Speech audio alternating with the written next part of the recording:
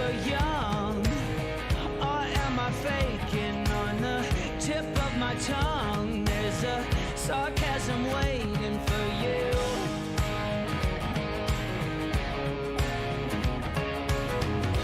I'm willing to trade my soul for a bit of your charm.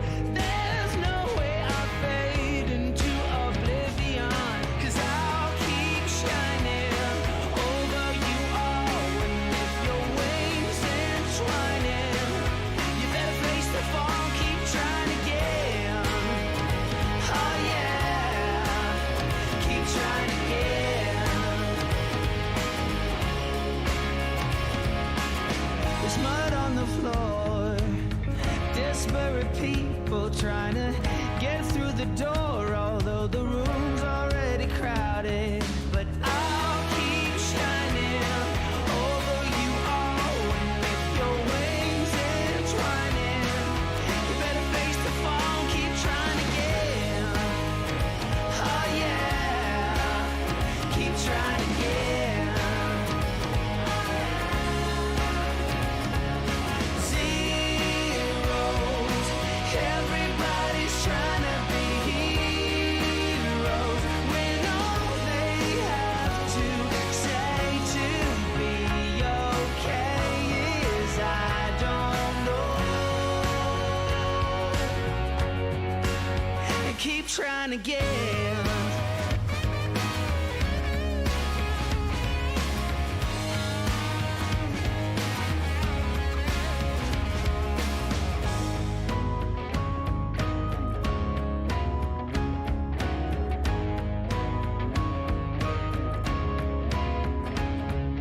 I'll keep shining over you all. With your wings entwining, you better face the fall. Zero, everybody's trying to be heroes, when all they have to say to be okay is I don't know. Are you okay? I'm not that sure.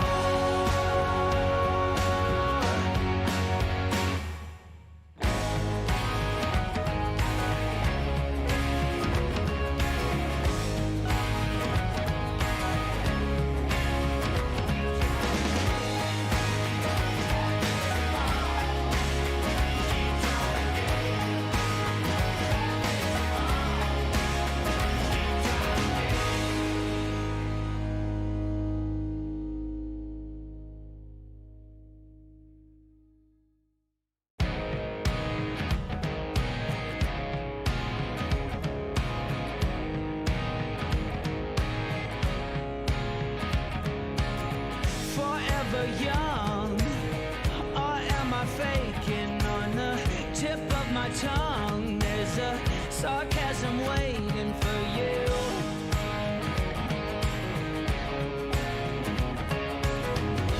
I'm willing to trade my soul for a bit of your charm. There's no way I'll fade into oblivion, 'cause I'll keep shining over you all. And if your wings entwining, you better face the fall, keep trying again. Oh yeah, keep trying again. There's mud on the floor, disparate people trying to get through the door, although the room's already crowded. But I'll keep shining over you all.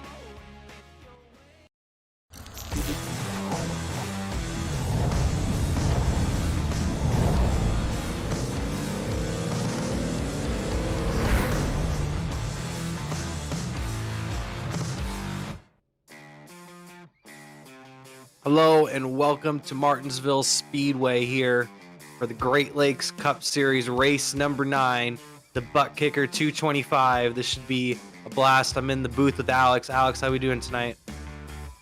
We're doing all right, Kyle. We're gonna get some beating and banging here at Martinsville Speedway. Although I'm not sure why they call it a speedway, because these guys are going pretty slowly around here, don't you think? And not very much speed at the Paperclip Martinsville Speedway in Martinsville, Virginia. This is the shortest track, I think, on the schedule for this season. And I think this is the first time the Cup Series has even been to Martinsville Speedway here in the Great Lakes Cup Series. So we're going to see some great racing here today. 225 laps around the Paperclip in Martinsville, Virginia. Looking like on pole we have Jacob Manning, by the way. Great lap from Jacob Manning. Going into this, the points are very close between another Jacob Bransky, and Elliott Henderson. Right up there at the top of the points. Been battling it out pretty much all season long. And then Christopher Manning didn't get to the grid, it looks like. It looks like Manning didn't get to the grid. So it looks like your pole sitter now is going to be Elliott Henderson. And I was just talking about it. Now we have Elliott Henderson and Jacob Bransky on the front row. So that changes things up. In the next row, it looks like we're going to have Nathan Nicholson and Christopher Heller. Yeah, the interesting thing about this is now we're gonna have the championship contenders side by sides. So it's gonna be interesting to see how they make their way into the corner. The outside lane typically is not as good. So Bransky's gonna have to somehow find his way to slot in line either ahead of Nicholson or at least ahead of Zachary Henry. Here comes the storylines here. Around a 15-car field here today at Martinsville Speedway. And Henderson and Bransky are on the front row now. So this should be a good restart. These two are teammates, but it doesn't mean they're not going to race each other hard to try to get the lead here off the start. Bransky was originally going to start in the second position. He still is. And Henderson moved from third to first, with Manning not starting the race on the grid. Looks like he disconnected, actually. It looks like he might have disconnected from the server, lost connection, it looks like. Go around one more time here. Yeah, that's an unfortunate loss with Jacob Manning there, because he was going to start in such a great position. It really helped out his 2511 racing team, as now the top three is dominated by the split second esports crew. And that also makes me think that Nicholson is a part of that group. So will he possibly let Bransky into the second position, or is he just going to race him just as hard and feed him to the wolves to all the guys behind him on this restart? We're going to find out here. We're about to take the green flag here for the first time. Martinsville Speedway. First time the Great Lakes Cup Series has been here for the ButtKicker 225. And it looks like Elliott Henderson's going to lead him to the green flag on the inside. And that number 37 machine, Bransky, on the outside are 2 points leaders. And they're going to come off 3 and 4 into the restart zone. And the green flag is in the air for Henderson. A great start from him. And Nicholson right in behind him in the 47.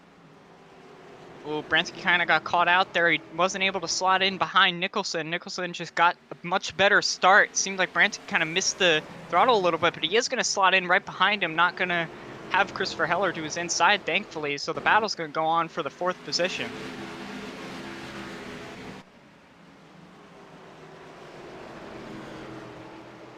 As though Jacob Hayes is holding solid around the outside of Christopher Heller. He's making a good run at it. Typically, you don't see that outside lane get as good of a run, but Christopher Heller is just not able to get around him. Jacob Hayes is just getting such a good run around the outside. He's able to run him down to turn 1 and possibly clear him out of turn 2. Great move from Jacob Hayes. Hayes is going to be able to clear him and get the run down the back straight away, and he has around a car length advantage over Heller going into that corner. That top 3 is staying the same, keeping around the same distance. Things are beginning to calm down. The low line is just so down. Oh, right when I say that, right off 3 and 4. It looks like it's Robert Kenny in the 34, the Flatout Racing Network machine. Look like he spun it right off of 4. I don't know if he had help. Well, that's typical Martinsville thing. We'll have to see what happened to him. One thing that is important to note is that these cars get really tricky on the exit of the corner. You have to be very careful to get the throttle down, as it's very easy to loop it. So we'll have to see whether it was contact or if it was that exact scenario, as he's kind of spun coming out of the corner, which typically you don't see if there's contact. We're gonna get a replay here for you on that incident with Robert Kenny, the driver of the number 34 Flatout Racing Network machine. Here he comes through 3 and 4. It looks like he just loops it off the corner, as you were saying, Alex. Just hard contact into the inside wall. Very heavy damage to the front end of that machine. But he should be able to continue here at Martinsville, Alex. Yeah, he should be able to. It's gonna hurt him a lot though, as he did take a nosedive into the walls, so he might possibly have some engine damage as well. But I suppose he's lucky to get away with him being the only car involved, as might have been a little more anger on the radio if somebody else got involved in that one. Yeah, very long race here, very early on to have that much damage. So somebody else involved in that incident definitely would have not been happy with him. But he's able to just have it just be by himself on that inside into that inside wall. Very heavy damage to that nose, like you said, Alex. I don't know how badly that will affect him here at Martinsville or not. We'll have to see. But I'd like to make a note, Manning is on the track now. Jacob Manning is on the track. I think he is 5 laps down. Yeah, he's 5 laps down in the number 1 machine. I don't know if he's going to get the lucky dog this time, because I think he joined the track after the caution had came out. So I don't know if he's getting a lucky dog during this caution, but cautions breed caution. So hopefully they can get more caution so he can get on the lead lap possibly, or even close to it. Yeah, this is the worst kind of racetrack to lose connection to as well, as once it goes green, it's so easy to lose laps around here. It's such a short lap that he just simply did not have enough time to get back into the server and back into the race. So while he's lucky to at least be the only car a lap down, so that any future cautions, as long as nobody else goes a lap down, he will gain the lap back. But at such a deficit of 5 laps, it's going to take him a long time to get back on the lead lap. It's going to take him a long time, but we have a long time, and we've seen how these Great Lakes drivers get. So we can see more cautions here today, and he can possibly get back on the lead lap. I wouldn't doubt it. I've been in the official races just for the 70 lap races in the C fixed, and I've heard of people being 3 or 4 laps down and getting all those laps back and still competing for the win. And that's just a 70 lap race. This is 225 laps around Martinsville. Anything could happen here. Yeah, anything indeed. I mean, I was even in a race 200 laps long, 25 less than these guys are having now. We had over 30 cautions in that race. I went from almost double digits lap down to back on the lead lap and almost finishing inside the top 10. So anything is possible here at Martinsville, especially when you have guys this much on the edge around these corners and this close to each other. We're going to see them go racing once again as the pace truck pulls down 3 and 4. Once again, Elliott Henderson going to lead him to the green flag here. It looks like Nicholson's on his high side this time, with Bransky right in behind him, and the green flag is waving for Henderson. Bransky gets a little loose off the corner. He's going to lose a spot to Hayes. It looks like Hayes sends it. What a move from Hayes. Can he make it stick on the high side? Jacob Hayes has been making some maneuvers around that outside lane. He seems very comfortable out there. He's just able to roll through the center really nice. I mean, even against Nicholson here, who's been strong up in the second position, he's still getting runs and getting almost halfway up in front of him going out of the corner. He might be able to get him here off turn 2. It looks like he just, barely might be able to. He's going to slide in front. Great move again from Jacob Hayes. Hayes making great moves here early. Now he's approaching Henderson in the 37. He's close to his bumper, heading into 1 and 2 with Nicholson right behind him. Bransky making the move for 4th. Right now on Madalinas, they've been going back and forth the last 2 or 3 laps. That's been a good battle right there. Right behind him is Heller and Henry, not too far behind. They look strong as well. Heller trying to make up some time. Madalinas had actually driven up from the 8th position, so he's already up to the 4th spot. He's been making a lot of progress here on these restarts. As we got to look back over, this lead's getting a little bit tight here. Jacob Hayes looks like he might want it as he makes a dive into turn 3. Hayes makes the move to the inside. Henderson stuck to the outside. Can Henderson make it sticky sideways? Almost contact off 3 and 4. Henderson still on his high side. This is a good battle between the 9 and the 37. Can Hayes possibly clear him off 1 and 2? He looks like he will. He will clear him coming down the back stretch, and Hayes now has the race lead with Henderson in 2nd. This is honestly not surprising to me. I know Jacob Hayes is really a short track driver. I've seen him a lot in the super late models, and super late models, they love these short little tight tracks like here at Martinsville, so it's not surprising to see him jump up to the lead like this. Yeah, Jacob and that number 9 machine definitely looking strong here early at Martinsville Speedway for the ButtKicker 225. Henderson right in behind him. Nicholson, Bransky and Madalinas are still battling it out a little bit. Madalinas was all over Bransky heading into 1 and 2 that time by. Yeah, Madalinas had actually gotten by Bransky earlier in the run, and Bransky only got back around him because Madalinas got really loose coming off one of the corners. How? There goes. Oh, big wreck on the front straight. That's Matthew Daniels around sideways across the line. Wow. Big contact. Heller, a hard hit into the wall. Look like Henry had a part of that. Matt Daniels, it looks like, had a part of that in the number 5 as well. Wow, very, very hard hit from Heller. Our third in points coming into tonight. Still in that championship hunt with a few races left in the season. Yeah, I just caught the end of that. It looked like there was about 3 cars involved in that incident. Matthew Daniels, as you're saying, Christopher Heller, and reason to believe the driver behind Heller and Zachary Henry as well, as I saw him slow on the track. Here we are going to have a replay here for you. It looks like here's Christopher Heller coming off 3 and 4. And it looks like he just gasses it and gets loose and maybe overcorrects the car into the wall. And Henry was on his outside at that point, and Daniels gets turned around. Not much damage, actually, to the number 5 machine, but he did get turned around there. A lot of damage to both Henry and Heller on those machines, but not too bad for Martinsville. I think they should be able to salvage that. Yeah, almost every driver who has damage right now is coming down pit road, including a couple other cars as well. But yeah, that's gonna really hurt those guys in that incident. I mean, Matt Daniels got pinched into the wall. Zachary Henry ran into the back of Heller, and Heller's got some rear end damage as well from that. So all these drivers are definitely gonna have to be dealing with big amount of damage, which for now might not be that bad because we are still at Martinsville, and you never know what could happen at the front of this field. Anything could happen. Here we are having another look at it. He looks like he just tries to overcorrect the car off the corner. Like I said, all 3 of these cars have a little bit of damage, but not too bad for Martinsville. I think they should be okay. They're just going to have to come from farther back now. Yeah, I liked watching in that wreck as well. Lewis Woodall just narrowly avoided pinching himself in between that inside wall, and Matthew Daniels, he just barely made his way by and came away with no damage. So that was a great move from Lewis Woodall. Yeah, Woodall has looked strong over the last month or so in Great Lakes competition, and we've known him for making a lot of great saves and making a lot of great avoidances, and that usually in a Pepsi machine or some sort of soda machine. Lewis Woodall, almost said Jacob Bransky because they both be driving the soda cars. But here you see Heller coming back down pit road once again with Henry to get more repairs on their machines. One interesting thing I do like about this racetrack is, yes, it's a really short lap, but pit lane is sometimes almost faster than the racetrack to head down.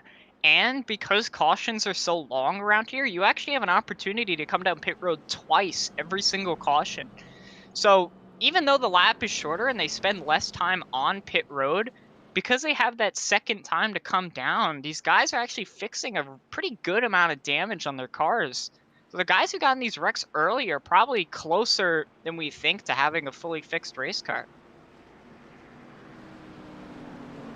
Looks like we might go green here soon. I'd like to make a note that Manning is now 3 laps down. Looks like in the number 1 machine. Looks like he's 3 laps down now. And Robert Kenny, he actually fell a lap down getting those repairs, it looked like, on pit road there. So that's going to hurt Manning's opportunities possibly to get back on the lead lap as the pace truck pulls down pit road once again after the second caution flag. Hayes is going to lead him to the green flag in the number 9 machine with Henderson on his outside, Nicholson right in behind him. And there goes Hayes, a huge early restart from the number 9 machine way out in front. And now they're going to battle it out for the second spot. Bransky almost getting into the back of Henderson going into 1 and 2, it looked like.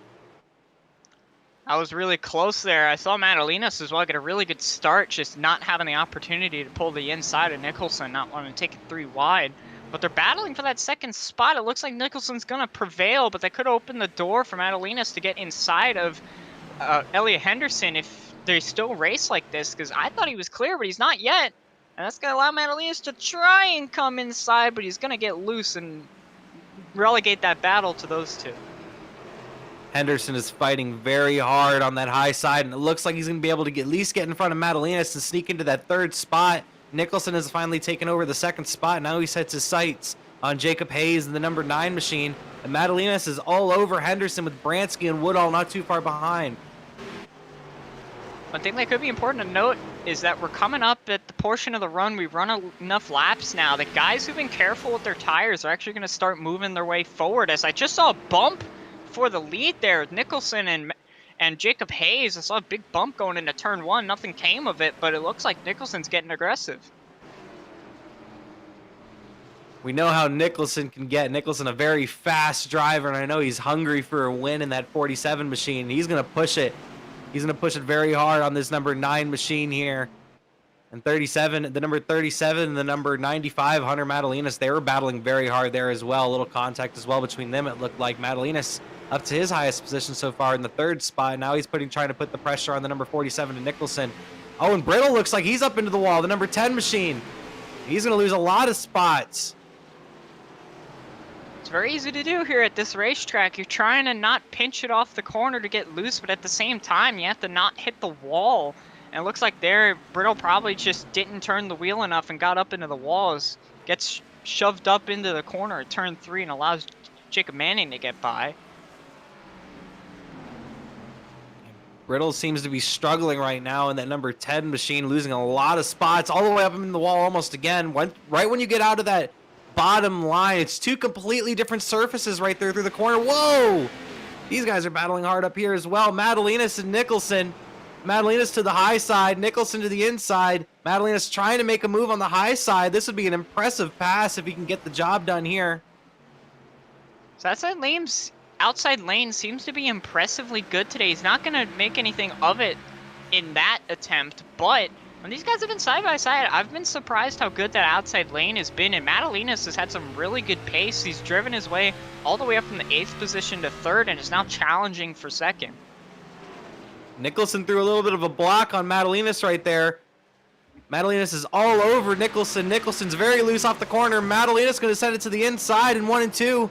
Nicholson might just give him the spot here. He's going to come down to the inside now. Now what does Nicholson do? Does he make a move on Madalinas, or does he just try to defend the 3rd spot at this point?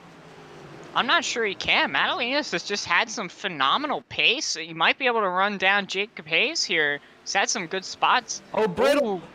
Brittle looked like he might have wrecked or something. He's really slow and just there was just a lot of smoke on the front straightaway. He has a tire down maybe in the number 10 machine. He is struggling getting to pit road. That John Deere might be down a tire as he comes down onto pit road. The number 10 of Hunter Brittle making a rare Cup Series appearance here at Martinsville. I'd be surprised to see a tire down. You don't typically see that around here. He must just have some significant damage, as after he hit the wall, I noticed he was really struggling making the corners throughout the lap. So I wonder if maybe when he hit the wall earlier in the race, he got some serious suspension damage. Something definitely looked wrong with that number 10 machine. We're going to try to get you a replay on the incident that had happened with Hunter Brittle in front of the race leaders. Because it looked like there was a lot of smoke on the front straightaway. Here's the number 10 machine. Just, wow, spins it into the inside wall. Whoa, gets nailed by Matthew Rodriguez in the Flatout Racing Network machine. And I'm surprised there wasn't a caution for that one. Where was the caution for that? Yeah, I'm surprised as well. He was stopped on the racetrack, but I suppose he must have been low enough and close enough to the wall that did not count it as a caution. So we stay green, and we're not going to have to deal with another restart. But yeah, looking at that car come down the back straight, it looked like it was really skewed out bad. So he was crab walking it to the pit lane. Well, while that was going on, there was some separation up at the front between Hayes and Madalinas and Nicholson, Henderson. They all kind of like separated themselves for a good amount here. Henderson and Bransky are still fairly close for that 4th spot. Woodall is not too far behind as well, but for the most part, these drivers have separated themselves pretty well here.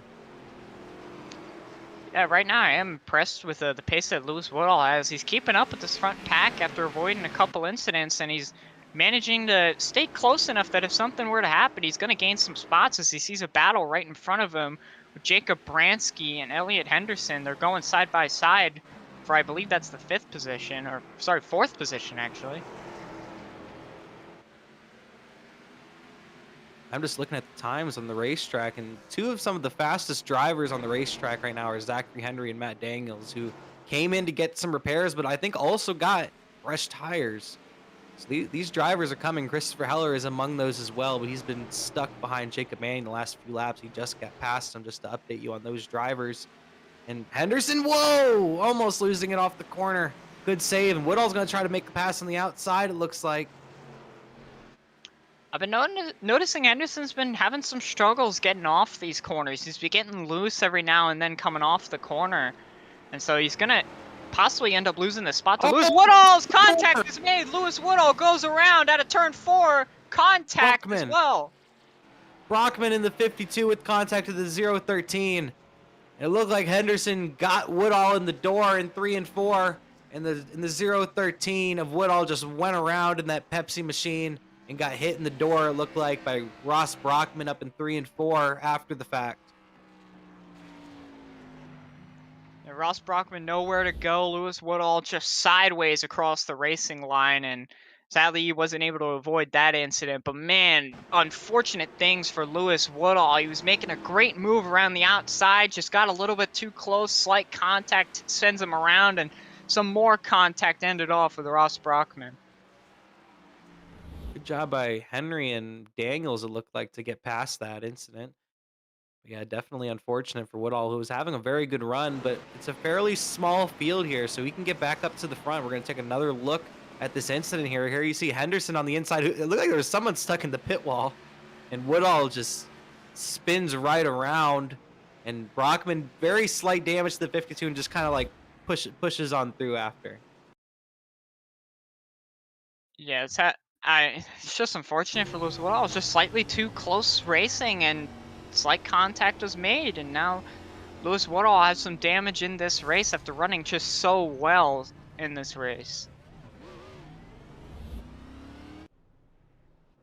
Well, we have an interesting development going on. I noticed that on the racetrack, Nathan Nicholson has come into the pit lane from the 3rd position, but Jacob Hayes, Madalinas, Bransky, and Henderson have all stayed out on track, but everybody else behind them is pit. So now everybody behind these front runners all have new tires. I've noticed with Martinsville, though, just with racing officials, tires don't quite matter quite as much here as they do at most racetracks. I'm not sure what the tire limit is here at this racetrack for this race, but that might be part of the strategy as well. We've seen these drivers up at the front. They've been very strong, so I feel like they can still hold off some of these drivers on fresh tires, but I guess we'll have to wait and see on this next green flag run. But someone like Nicholson, who has shown amazing speed, might be able to get past all of these drivers pretty easily. But then you go to Heller and Brockman and Woodall, who haven't been as quick as Hayes or Madalinas. They might struggle a little more. Yeah, and they've run a good amount of laps. I mean, we had a pretty decent green flag run that last time by. That was around, I'm checking right about now, around 20-ish laps almost. So these guys are on some pretty old tires, on top of the fact that they had the laps in between all the cautions at the beginning as well. So they're on some pretty old tires right now. The one thing, though, that is going to make this a little more interesting is that these drivers only have 3 more sets of tires in the pit lane. So already Nicholson's burned off a set of tires, not even a quarter of the way into this race. Very early on in the thing, only 47 laps, my bad, 47 laps into a 225 lap race here at Martinsville Speedway, the ButtKicker 225. And Hayes is once again going to lead him to the green flag, it looks like, with Madalinas right there on the high side. Bransky right behind Hayes in the 3rd spot, and then you have Henderson in the 4th spot in the 37. And the first driver on new tires looks to be that 47 of Nathan Nicholson in 6th, as the 5th place driver, Kyle Nogel, actually stayed out. Green flag is out for Hayes. Great restart from him. Madalinas right in behind him. Here comes Bransky and Henderson, and Nicholson's going to file into the 5th spot, and the battle's on for 6th. Field really spread out on that restart. The whole top 5 got single file very quickly. Very different thing here in Martinsville. You don't typically see that. So that's going to give Nicholson a massive advantage, as he's just going to be able to use his pace on the better tires to get around people rather than having to deal with the chaos of a restart. You have to keep in mind, Hayes led that last restart, so some of these drivers up in the front might have known when he was going to go, and they were more prepared for it, as some drivers were not, because they were farther back in the pack, and they could not see. But here you see Nicholson making the move on Henderson, already making use of those fresh tires. Here comes Heller and Woodall as well. Nicholson going to make the pass easy, and then here comes Heller in the number 11. Can he clear him going into 3 and 4? Christopher Heller with some really good pace on those new tires. He actually fell off of this front pack a good bit and was already caught right back up to him. So he's on some solid paces. Nicholson makes the move for now the 3rd position. See if any action ends up for this lead in a second, as they know Nicholson's right behind him on those new tires. Nicholson looks really fast in that 47 up to 3rd. He's all over Madalinas, almost gives him a bump coming out of 3 and 4. And now they're going to come down the front straightaway. Nicholson's going to send it into 1 and 2. Right on Madalinas' bumper, going through the corner. Once again gives him a bump. Now he's on the inside coming out of 2. Can Nicholson clear him through 3 and 4 and then make the move on Hayes possibly? Very clean Martinsville maneuver right there. Just boot and scoots, gets right by him for that 2nd position. Might do it again to Jacob Hayes as he gets really deep into turn 1 and gets really close coming off the corner. He's not going to be able to get to the inside, however. And Nicholson's all over Hayes. Does he give him a bump? Look, he gave him a bump going into 3 and 4 right there. But it looked like it just pushed Hayes forward. Might have helped him more than hurt him right there. Does he try again in 1 and 2? Nicholson is all over Hayes, looking for his opportunity to take the race lead here in the 47 Jägermeister Toyota. He sends it to the inside, but Hayes throws the block. Nicholson's all over him. He sends him into the corner. Oh, wow. And Nicholson takes the lead, and Hayes might spin it. He saves it. No, he doesn't. He doesn't. He's into the outside wall. Oh, man. Jacob Hayes tried to go for the block, but just got booted into turn 3 out of the way. I thought he had it saved, but just wasn't able to keep it under him and will spin out on the front straightaway. I love this type of Martinsville racing. That was classic Martinsville right there. We're going to take a look at the replay right here. Hayes throws the block all the way to the inside here, and Nicholson sends him into the corner, gives him a real good shot, and Hayes goes to the high side, and Hayes just trying to keep into the gas here as much as he can and trying to keep up, and just loses it into the outside wall. At that point on the tires, you were really screaming those rear tires trying to come off the corner, and that little send really burned up that right rear for Jacob Hayes, and he just could not get the throttle back down. Absolutely sliding down the front straightaway, trying to get the power back in the car. And here we are going to take a look at this once again. It looks like, yeah, Hayes throws the block going into 3 and 4. Nicholson sends him going into the corner. Just classic short track racing right there. And like I said, Hayes is just trying to keep in the gas as much as he can, and it just loses it on the front straightaway in the number 9 machine. But luckily enough, it is Martinsville, so he'll be able to possibly get back up there to Nicholson. And I would like to also point out that I think all these drivers got the message that stayed out. They all came down pit road and got fresh tires, as you take another look at the incident here between Hayes and Nicholson. Yeah, it just looked like Jacob Hayes had it saved. He looked like he was going straight down the front straightaway. Might have wanted to try and turn back up to the outside wall to get ready for the next corner. And when he did that, that's when he lost it. Must have just misunderstood how much rear grip he had after he had it saved and just simply lost it after that. Here, taking the onboard. Looks like he might have had it saved. And I really looked like to me, just gassed it. He just might have not had the gas all the way down, and then when he fully gassed it, just from sliding right there, it made those tires just already ready to spin out. Just lost it right there. Well, we had some interesting developments with the pit cycle last time. The new development is that everybody who had stayed out previously has come down the pit lane, but on top of that, was supposed to be pole sitter Jacob Manning is now back on the lead lap. So he's now going to be able to race for positions finally. He made back all 5 of those laps and will start from the 12th position. I said it at the beginning of the race, and we're not even close to halfway here. We're a little less than 60 laps into the race, and Jacob Manning is already back on the lead lap without really too much damage, if at all, on that number 1 machine. And he looked really strong there at the here when he was a lap down. So I wouldn't be surprised if Manning gets up here and tries to compete for this win before the race is over and done with. We know he has the speed just from starting on the pole, but he has shown speed just coming through the field a little bit by being a lap down. Something that does happen because of this pit cycle is previously when the new tires were coming through the field, Madalenas kind of got moved out of the way and actually opened up the door for Jacob Bransky to make the pass. So now Bransky's actually going to be the one first on the new tires instead of Madalenas, but right behind him is Elliot Henderson. So on those new tires, will the two of them follow each other to gain positions? Pace truck comes down pit road. When does Nicholson go? He goes right now. There goes the 47. The number 11 of Heller not too far behind. Woodall in the 3rd spot. Matt Daniels up here in the top 5. Bransky and whoa, 3 wide. Madalenas, what a fantastic move. And that almost put Daniels into the wall, and he's really slow coming down the back straightaway, and it stacks up. Going into 3 and 4, and there's contact. There goes Daniels up into the wall. Daniels was up in the top 5, and now he's at the very back. Oh man, Matt Daniels got put outside of Woodall. Oh! There goes Woodall. The 013 of Woodall goes around. Oh man, Lewis Woodall. Looked like there might have been some contact from Madalenas going into 1 and 2.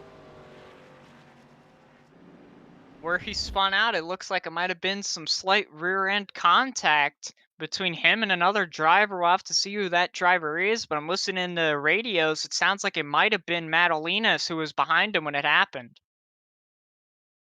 And we are going to take a look first at Matt Daniels on the restart and all of his unfortunate events that happened right here. We're going to see him going into 3 and 4, and he kind of gets sent 3 wide, it looks like here. It also looks like he might have overdrove the entry, and Madalenas found the spot and immediately put it there. And he got 3 wide. He was really slow off the corner because of being up there. And then they all sent it in here, and Hayes all the way on the inside, and Daniels had no idea they were 3 wide. He got hit in the door. A great save from Daniels, but it put him all the way at the very back. And then here's Woodall and Madalenas, and Madalenas just looks like he gets him in the left rear bumper right there. And great job from the 013 to keep it off the other cars and to keep it off the wall. Yeah, just some slight contact. It looked like Lewis Woodall might have slightly overshot the corner, slowed down a little bit more to get back to the bottom, and that's when contact was made. It's just little things here at Martinsville that could cause a big incident for some of these drivers, as you're just racing so tight, so hard on the brakes, and having to turn the wheels so much. It's so easy to make a mistake around here. Here we have the onboard look of Elliot Henderson. You're going to see his incident with Matt Daniels here. Hayes is on his inside at this moment. There's nowhere for Henderson to go. Just all 3 drivers kind of fighting for the same spot on the racetrack. And like I said, I'm pretty sure Daniels had no idea they were 3 wide, and then you see him drive past Woodall on the inside. Pretty easy avoidance there for the 37 going through 1 and 2. Well, the chaotic battling that happened because of that, I mentioned before that Jacob Bransky was ahead of Madalenas. Now it's flipped. Madalenas finds his way in front of Bransky, furthest up on the new tires in the 3rd position now behind these 2 leaders. So he did end up causing the caution, but he found his way up into the 3rd position on those newer tires and is going to take advantage of it. There you saw the onboard of Lewis Woodall going around in 1 and 2. This is going to be a great restart though, Alex. I'm very excited for this restart. We've seen how Madalenas has already been this race. We've seen I don't really know Madalenas to be that aggressive of a race car driver, but Martinsville really brings out that aggression. We've seen a lot of drivers be really aggressive here tonight, and Madalenas is one of those. Madalenas has been very aggressive here tonight, but also very, very fast. But Nicholson's kind of racing the same way in that 1st spot, so I would love to see those 2 battle it out on equal tires. Well, the person I'm currently watching is in the 5th position, Jacob Hayes. After his incident getting into the outside wall, he seemed to have some pretty solid pace, just dive bombing Elliot Henderson to turn 3 on the last restart, finds himself in the 5th position, and who's to say that he won't try something like that again? The pace truck pulls down pit road once again here after caution number 5. The 47 of Nicholson leads him to the green flag. Heller and Madalinas not too far behind. Here comes Hayes and Bransky as well. The top 5 kind of separate themselves right from the get-go. Nicholson with the lead with Madalinas right there behind him. Heller's falling back very quick, already back to the 5th spot.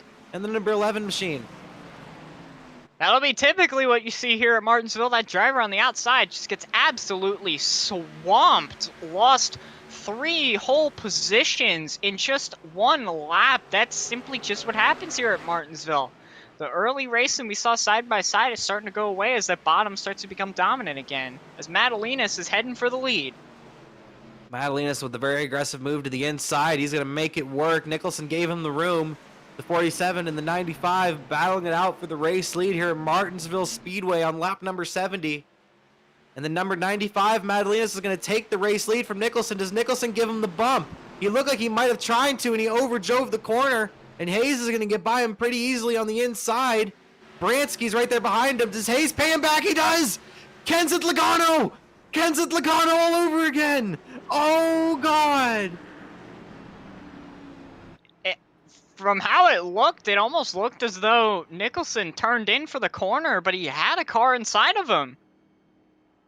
Oh, man! Oh, man! And Martinsville just got crazier. And Hayes is gone. Hayes is gone. He has been removed from the race. Oh, man. Kenseth is now suspended.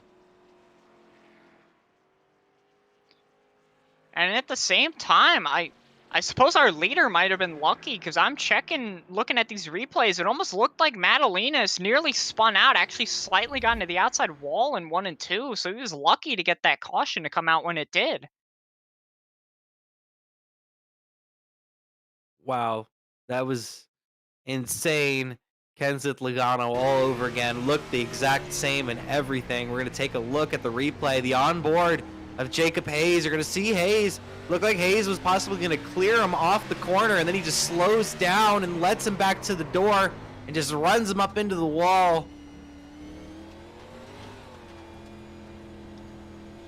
It just looked like a tough incident there, but because of this incident, driver Jacob Hayes has been disqualified from the race for that. Looked like admins believed it might have been an intentional incident.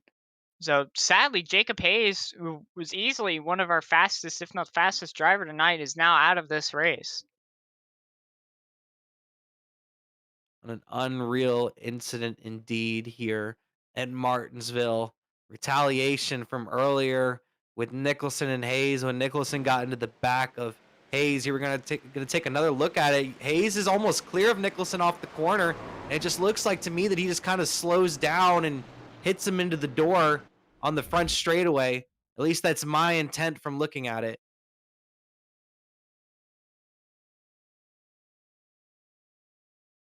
Well, that's gonna definitely damage Nathan Nicholson's race, but more so than that, it's gonna definitely damage Jacob Hayes' race as he's no longer able to continue. So now most of the field has gotten into an incident now. There are very few race cars that are still clean left on the racetrack, and we're not even halfway through this race yet. I mean, this is typical Martinsville activity right here. You hate to see it here at Martinsville, but that's kind of what happens here at Martinsville. You see these sort of incidents. Here you see Hayes. He looks like he's basically clear of Nicholson. He just really slows down, it looks like, almost, and they just make contact going into 1 and 2. 47 and the number 9, and then Hayes got removed from the server. I would have loved to see them battle it out a little more, but maybe save that battle for another day.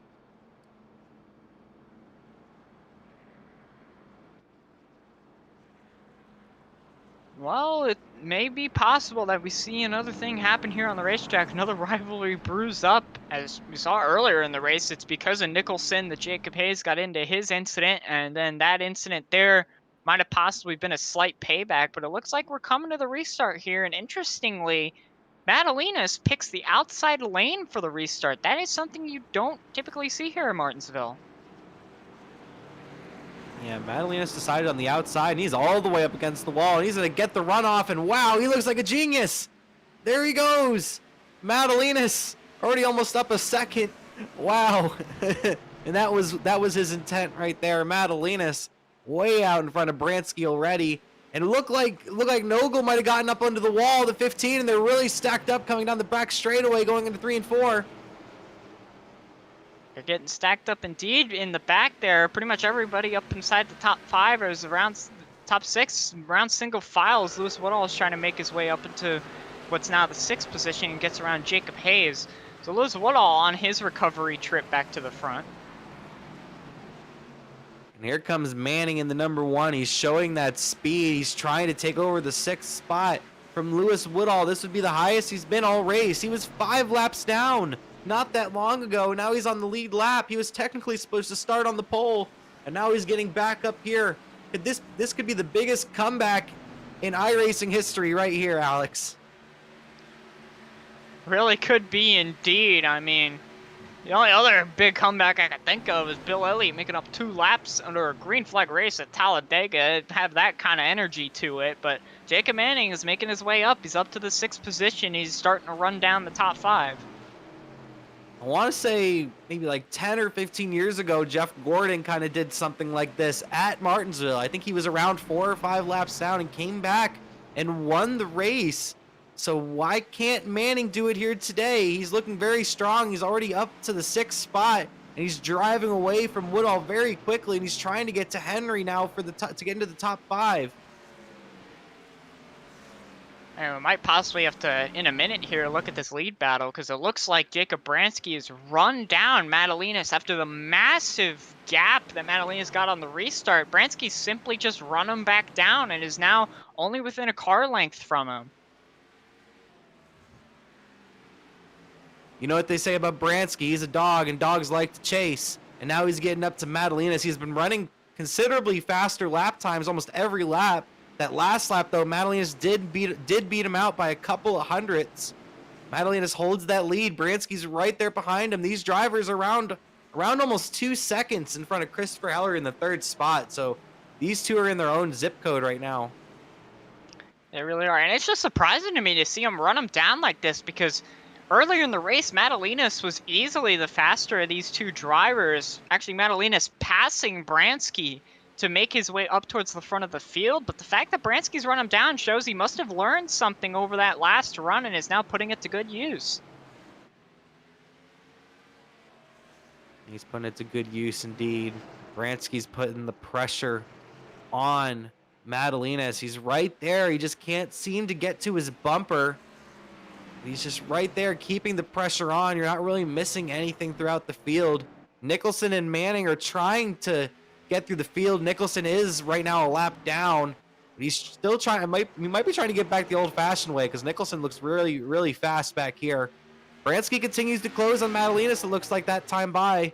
Bransky was around a 10th and a half quicker than Madalinas that time by, as he's a little less than a car length behind him.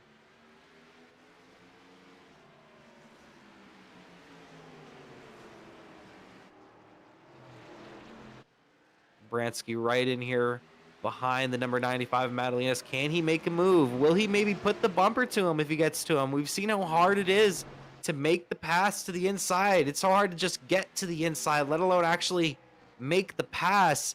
Does he give him the bumper? Bransky seems to have a little bit more speed right now than the number 95 of Madalinas. They're definitely running him down at the same time. They're just absolutely gapping the entire field right now. I mean, they're already over 2 seconds in front of them. They're less than 20 laps into this run, so they've got some incredible pace early in this run. Yeah, these two definitely putting on a show as Bransky peeks to the inside. Does not quite have the space there yet. Wasn't quite close enough to make the move. Madalinas had a great 1 and 2, but then he gets off the corner not too well. And then here comes the 23 of Bransky. He's really close this time, going through 3 and 4. Does he maybe make a move into 1 and 2? Can he get the run off the corner? It looks like he will not this time by, but he's right there. He's right there. He can smell the lead right now.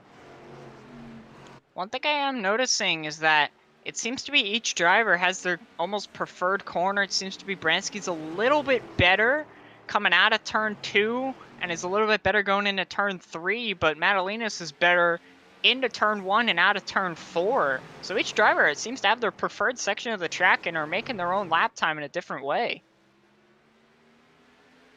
I've definitely noticed that as well. Bransky continues to put this pressure on. Does he have enough speed to maybe make the move? Madalenas gets loose off 4. This might be an opportunity for Bransky. Bransky's right there on the bumper of Madalenas going through 1 and 2.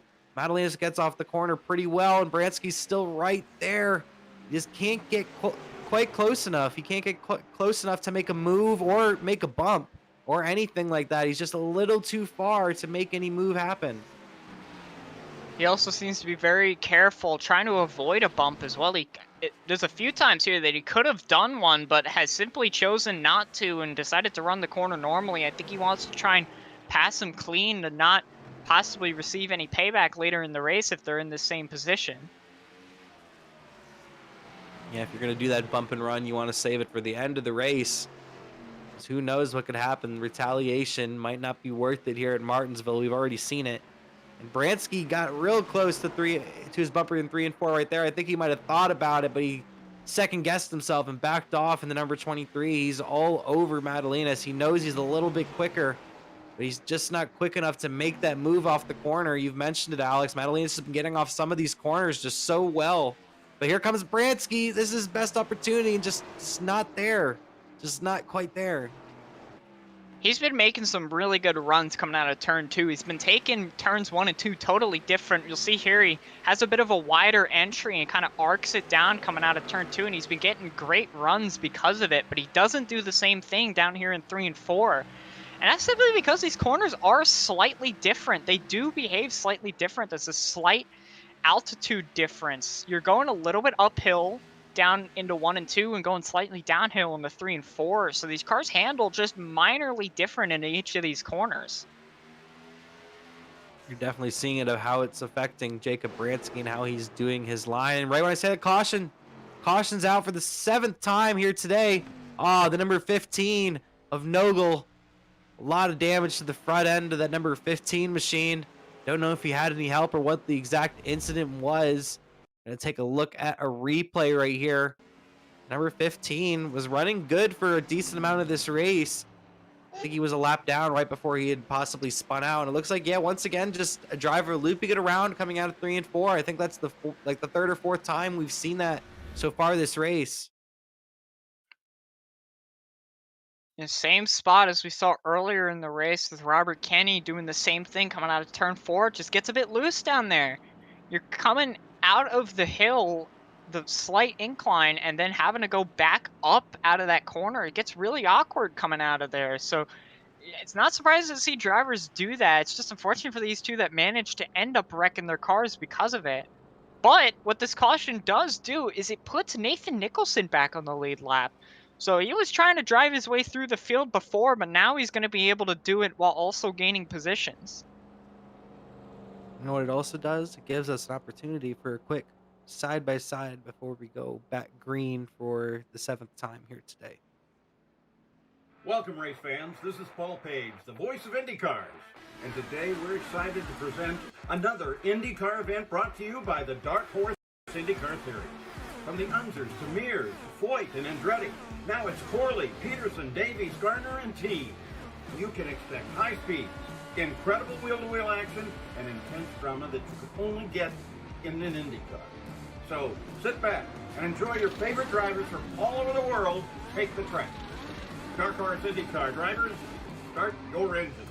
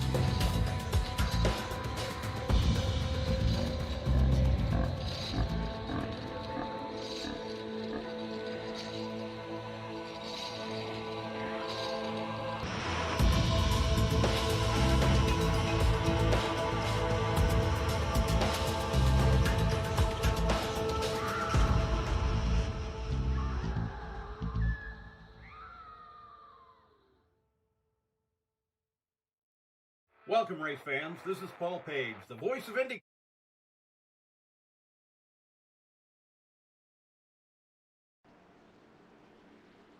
And we're back right before the green flag here. Jacob Bransky is going to lead him to the green flag as the pace truck pulls down pit road.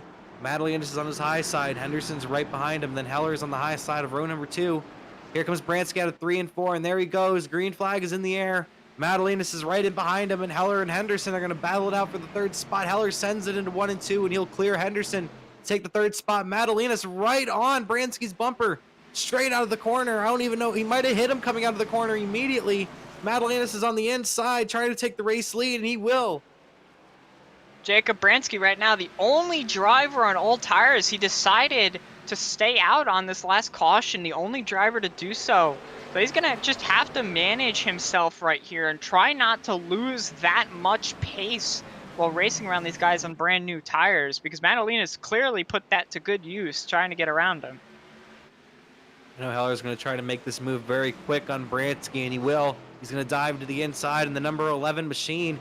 He needs a day like he's having today to get himself back into the championship battle, because it's been pretty much Bransky versus Henderson all season long. There's still a couple of races left, and Heller still has a shot at it. And what Heller has to do right here is, honestly, he's just got to hope this goes green, because right now his 2 championship rivals are struggling. Bransky on the old tires and Elliott just simply not on the pace that you typically expect him to be right now. He's struggling down in the 6th position and just simply doesn't seem to be able to get through the corners right now. And here comes that monster energy machine of Jacob Manning, our pole sitter who started the race pretty much 5 laps down. He's up to 4th. He's putting that pressure on Henry, trying to get himself into the top 3. This is the highest up he's been all day, Jacob Manning. Looks like he has a lot of speed in that number 1. Jacob Manning finally getting his footing under him after running a fantastic qualifying lap. So actually a lot better than what he ran in practice. So he really had a fantastic lap. Really didn't have the race pace earlier on in the race. Possibly was just saving his stuff, and now he's coming forward here up to the 4th position and now racing for 3rd with Zachary Henry.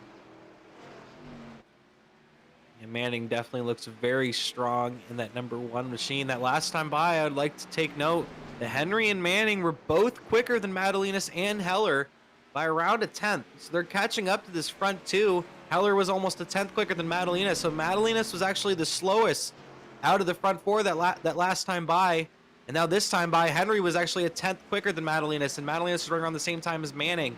So looks like Manning and Henry are catching up a little bit to this front 2 here. It's important to bring up as well is that almost all of these cars here are damaged in some way or another, even Madelinas, because we kind of missed it a little bit earlier. I slightly mentioned it, but he did end up getting into the wall at some pretty significant damage from it. And while it hasn't seemed to affect him that badly, he definitely has some very visible damage that's allowing guys like Heller and Henry, who wrecked earlier in this race, mind you, be able to keep pace with him. Yeah, Heller and Henry are right there. We've seen Heller been involved in his incidents today. He self-spun right in front of Henry. And those two had a very hard incident coming out of 3 and 4 earlier on in this race. And those two have made a phenomenal comeback up to the 2nd and 3rd position.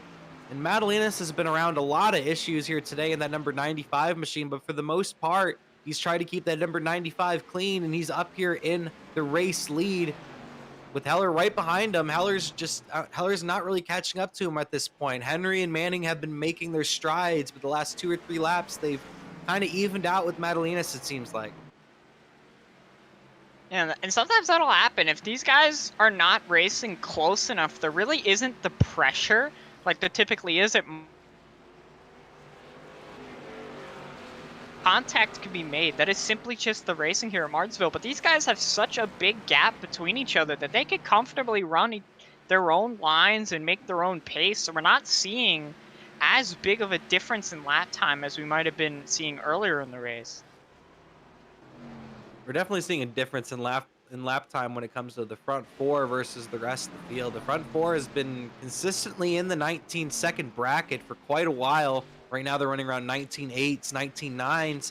But for around the last 5 or 6, maybe even almost 10 laps, fifth on back have been running over 20-second laps. Jacob Bransky is almost 7 seconds behind the race leader. Elliott Henderson is 8.5 seconds behind the race leader. So these drivers are considerably slower than the front four right now. And it's because a lot of them have damage and possibly haven't fixed all of it. Some guys got into incidents a lot harder than some others. I mean, Matthew Daniels was in the same wreck as Heller and Henry, but he came into it late, got pinched in the wall, and spun around. So he got more damage than those other two did, and it's clearly showing as he's just struggling to find the pace. Matt Daniels at number 5 seems to be struggling a little bit, and there's Henderson almost spinning it off the corner once again. Henderson's been so loose off these corners you mentioned earlier, Alex. But Daniels has shown a lot of speed even with that damage so far today. It's been one of Matt Daniels' best runs, I'd say, this season. Yeah, and this is a unique track as well. So some people pick it up and they run very well. And then other people just simply don't. They never really figure it out. It's a hard track for them to master. Seems to right now be the crux for Elliott Henderson, as he's just not seeming to figure out how this place runs, as he's really, really struggling. It's not something you see out of him. But other drivers, like you mentioned with Matthew Daniels, seems to be he's a driver that's picked up pace, as he might like this place. We've definitely seen the struggles out of our 2 championship contenders. Henderson's been overall struggling here today, and Bransky on those old tires right now has fallen back to the 5th spot. I've mentioned it, Christopher Heller is still in this championship battle in that 3rd spot in points, last season's champion. And with the race that he's having right now in the 2nd spot, especially if we can maybe go up there and snag the lead, if he can get a win here today and Bransky and Henderson continue to stay where they're at, if maybe even fall back more, Heller can really put himself in a good position to put himself back in the championship hunt with only a few races left. It's going to have to be a mammoth effort, though, from Christopher Heller, as he's just got to run almost flawlessly and hope that his competitors have problems, as he's had plenty of problems this year, has taken him much further out of that championship hunt that he would have hoped. And so this might be a race for him to try and claw back that gap, as right now Elliott's already down to the 9th position after his issues, and we can't forget that Bransky is still on older tires than many of the drivers behind him, and Matthew Daniels might start running him down. It's not even like Heller's had a bad season. I'm looking at his stats right now. He's had 5 top 5s in the 8 races this season. Oh, there's somebody on pit road. Is that Brockman? It looks like Ross Brockman might be on pit road in the number 52 machine. Maybe some strategy from him. We know that Ross loves to pull these crazy strategies, so this might be one of them right here, or maybe he just has some sort of issue. But as I was saying about Heller, it's not like he's had a bad season. He's had 5 top 5s in 8 races, but Henderson and Bransky have just really put it on this season. If it's not Bransky winning, it's Henderson. If it's not Henderson winning, it's Bransky pretty much. Not every race this season's been Henderson, Bransky, but I feel like every week we're talking about it. Henderson versus Bransky, Henderson versus Bransky. These two have just been putting it on all season long. Yeah, and you mentioned that Heller's had 5 top 5s out of 8 races, but that's only 5 top 5s. Those other 2 drivers have been at the front of the field every single race. They've not fallen out of that top 5 on very rare occasions, have they? As I hear a driver looks around on the front straightaway, Kyle Nogel's around. That's not going to bring out the caution, thankfully. But yeah, as I'm mentioning, Bransky and Henderson have just been running fantastically this year, and the small errors that Heller has taken him out of this championship hunt. It's just been a perfect season pretty much for Bransky and Henderson, but today it's not been a perfect day for either of them. We're still halfway through, so I wouldn't doubt them being at the front at the end of this thing, but they're going to need some cautions. And with how small this field is and how much these drivers are beginning to separate on the racetrack, it really takes away the likability of a caution flag. But we've seen a lot of self spins, especially off 3 and 4, just drivers looping it off the corner. And if this goes green for long enough, there is the possibility of a green flag pit stop. I'm not exactly sure what the fuel run is, but I doubt they're going to be able to go over 150 laps on this fuel tank. So possibly Ross Brockman pitting right there could actually give him a massive advantage, as he might have pit at a time that allows them to make it to the end, while all these other drivers may have to make a pit stop barring any caution.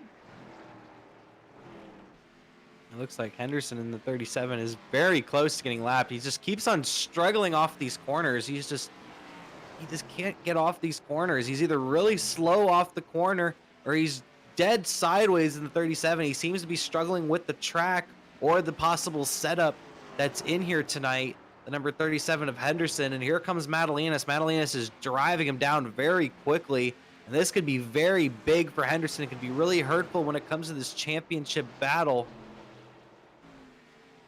Thankfully, though, if he does go a lap down and we do get a caution, he is likely to make his way back on the lead lap because of the lucky dog, but he has to hope that happens before Madalinas gets by Nicholson, who's the next car in line, as it's only about a half a straightaway up to the next car, and if that happens, Elliott's trapped. He can't find his way back up into any points-paying positions that would be significant for this race, so this could be a huge blow to his championship lead, if not allow Bransky to jump him. And coming into this race, Bransky's only 4 points back of Elliott Henderson, second in the points. So just taking a look at it right now, I think they'd be tied leaving this event. Actually, no, I think Bransky might be up a point because Bransky did lead a lap, and I don't know if Henderson had led a lap in this race. Actually, no, he started on the pole. I don't know if he led the first lap, though, in the 37 machine. He just continues to struggle as Heller now gets past him on the inside. Yeah, he really is struggling very bad at the moment. He's just not able to keep pace, but I am checking the replays. Elliott Henderson did indeed lead some laps right at the beginning of this event, so he is not going to lose the point off of that. So yeah, if you're right, if they retain the spots that they're currently in, they will be tied for that championship lead, but that's not what Elliott wants this late in the season. He wants to try and extend that gap as he worked so hard for that advantage, only to lose it in this one race. As a caution is out! It looks like Elliott Henderson got his Chase Elliott caution right there. And he'll get back on the lead lap, the number 37 of Henderson. It looks like somebody's turned around on the backstretch. I can't make out who that is. Looks like it's Manning. Oh, you hate to see it. Manning just came back, and he's trying to reverse to stay on the lead lap, I think, there, but it's not going to be quick enough. In the number 1 machine, Jacob Manning just came back to the front from being 5 laps down, and now he's back to being 1 lap down. Not sure if he had any help or possibly could have been another self-spin. And that's difficult for Manning because he was running comfortably in the 4th position as well. He's going to end up falling a lap down, but what that also does is move both Elliott and Bransky up a spot. Because now Elliott's going to get the lucky dog, get himself back on the lead lap, and not worry about losing any extra spots up until the 8th position. Because now Manning is a lap down and will not get his lap back on this caution. Here you see Manning losing it off of 1 and 2 and hits the inside wall very hard in that number 1 machine. Manning was doing so well. He came all the way back pretty much and looked really strong, especially on the short runs. When we got in the longer runs, he looked like he fell off quite a bit in pace, but has gotten back up in contention for this win. And just there you see it one more time, just self spins off 1 and 2 and hits the inside wall very hard. Then the caution comes out for the 8th time today, as we're a little past halfway here at Martinsville Speedway, around 80 laps to go here. I feel like this is also an important time to note the differences between this car and some of the other cars that have been at Martinsville this week on iRacing. Talk about the 3 series in NASCAR. You got the Cup Series, Xfinity Series, and Trucks. All 3 are here at Martinsville on the iRacing service this week. And of the 3 of them, the Cup car is definitely the loosest, as it has the most rotation in the center of the corner. But what that also means is that because the Cup car has more horsepower running the low downforce, high horsepower short track package, they have a lot more torque in the rear end. So they're spinning tires a lot easier while also getting looser in the corners than the other two cars, and some of these drivers who may have been running some of the other cars this week may be struggling to adjust to this Cup car. Me personally, I know I struggle with the Cup car usually because the setups and the way the car handles usually tends to be on the looser side of things. I personally prefer the truck or the Xfinity car. It just feels like I feel more in control of the vehicle. But some drivers do prefer it to be more out of control. You know what they say, loose is fast. And some of these drivers really seem to strive off these Cup cars and they succeed quite a bit. Yeah, most definitely indeed. Some drivers just like that ability to not have to turn the wheel and rather try and turn it with the throttle. But it looks like we're going to be coming green here. I'm gonna go green flag once again. Gonna get a green flag once again as the pace truck pulls down pit road, and Madalinas will lead him to the green flag on the inside this time. Heller's on the high side. Henry right in behind him. The green flag waves for the number 95 of Madalinas. That was the best restart I've seen from the outside all race long, as Heller was actually on his quarter panel heading into 1 and 2, but quickly falls back, and there's Henry and Bransky right behind him, and here comes Nicholson trying to take the 5th spot away from Matthew Daniels in the number 5 machine. Bransky's now making his way back into this race. He's come down pit road. He's grabbed himself a set of tires. He's at a massive advantage right now, as his strategy worked out perfectly, as I believe these drivers only have one more set of tires. So he actually had an extra set coming onto this caution, had a long run. These other drivers burned their stuff off, and now he's going to have a massive advantage and will likely easily drive his way to the lead as he makes the pass for the 2nd position. Makes that pass pretty easy on Heller, and here comes Madalinas. Madalinas just gets out of his way and falls back to the 2nd spot. Now here comes Nicholson in the 47. Nicholson is on the same strategy as Bransky, pretty much on very similar tires right now, that 47, and he's trying to get past the number 95 of Madalinas. Nicholson was a lap down not too long ago, and now he's back on the lead lap trying to contend for the win once again as he takes over the 2nd spot from Madalinas. Now he sets his sights on Bransky, who's currently driving away. Yeah, another driver also on this strategy is Lewis Woodall as well. He also was on a brand new set of tires, came down pit lane last time, and is making the pass for the 3rd position. So now all 3 drivers who have taken a set of tires are now moving their way up through the field. I also see further in the back, Elliot Henderson making a move on Zachary Henry. So I'm not sure if he took tires as well, but he's also making his way through the field. Yeah, I think Henderson might also be on those fresh tires. He's looking really strong here on the early part of this run. Now he puts his car underneath the 11 of Christopher Heller, the number 37 of Elliot Henderson, on these fresh tires, trying to make up some spots and make up some time, make up some points on Bransky. He's had a very difficult day, this number 37. He's trying to get up there while Bransky's currently in the race lead. And once Henderson makes this pass of Madalinas that he's making right now, they're only going to be 3 positions apart. So now that's going to allow Elliott to retain his points lead if the race continues out as it is right now. But who's to say that, as we've already seen a bunch of self-spins in this race, and we already have a huge group of cars on old tires. A lot of drivers on older tires out there, and a couple of them on newer tires, and you've seen them drive to the front.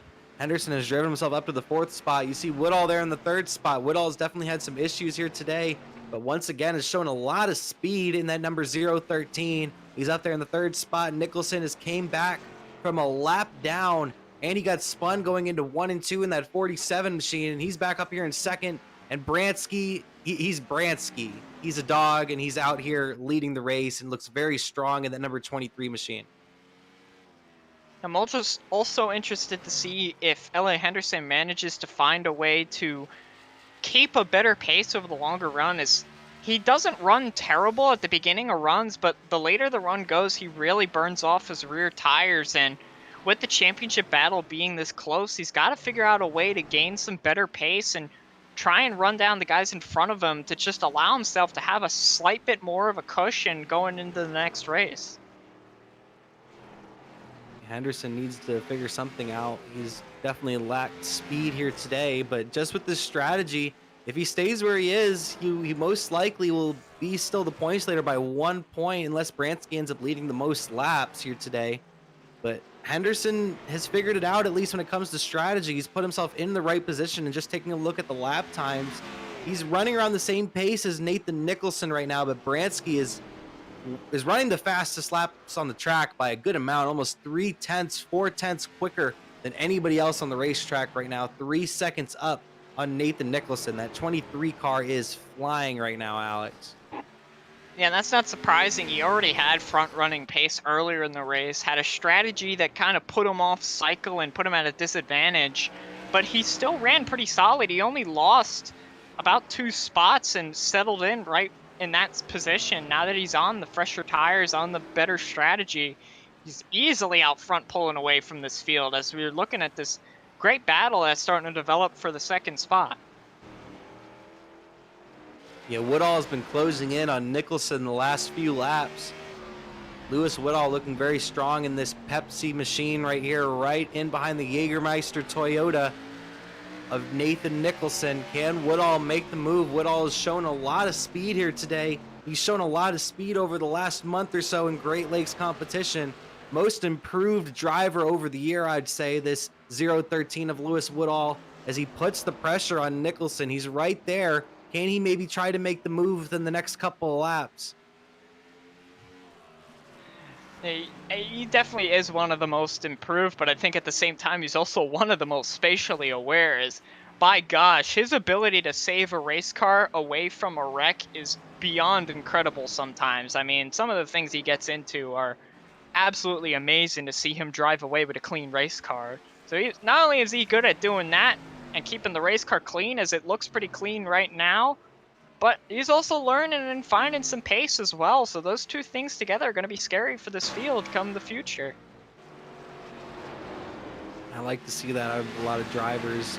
If you're struggling, just keep on racing, even if you're racing against drivers better than you, because you're just gonna get better. And we've seen that out of Lewis Woodall. He's definitely had a lot of struggles this season and last season in the Great Lakes Cup Series and Great Lakes Truck Series, but he's definitely turned it around for the most part and shown some speed over the last month or so. And he shows it once again here today at Martinsville. He's had his incidents, and he's up here in third, right behind Nicholson.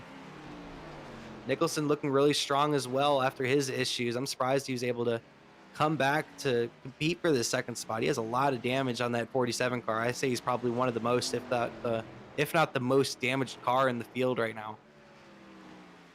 He just happens to be lucky that we're here at Martinsville rather than any other racetrack, as pretty much anywhere else you'd be extremely off pace. But right here, not a problem. You're not going fast enough in a straight line for it to make a difference, so he's able to keep his position ahead of Woodall for the moment. And Nicholson saw Woodall growing in his mirror and just picked it up a little bit, and Woodall's fallen off just a little bit. They've kept it where they are, and they've kind of evened out with Bransky finally, but Bransky's almost 4.5 seconds up at this point. Bransky has such a huge advantage. At this point, he can really mellow out and actually completely cool down those tires if he really wants to. Yeah, the one battle I'm gonna see and wonder if it ends up developing is to see if Elliot Henderson can find his way up to the two drivers in second and third. Last lap he ran almost the exact same lap time as both of them and has kept a pretty steady pace to them.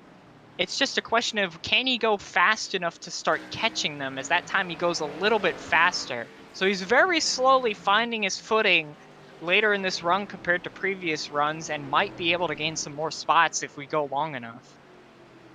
I think the big question is can Lewis Woodall get to the inside of Nicholson? Because if Woodall can get to the inside of Nicholson, that's going to considerably slow those two down, and Henderson will get to them pretty quickly. Henderson's usually the long run guy. I usually expect him to be one of the fastest, if not the fastest driver on the long runs. But today it seems like at Martinsville he's overall struggled, but especially on those long runs, he's looked a lot slower than you would expect him. So I'm curious as well to see how this run progresses. I mean, you say that, but definitely on this run, he's most definitely improved his pace.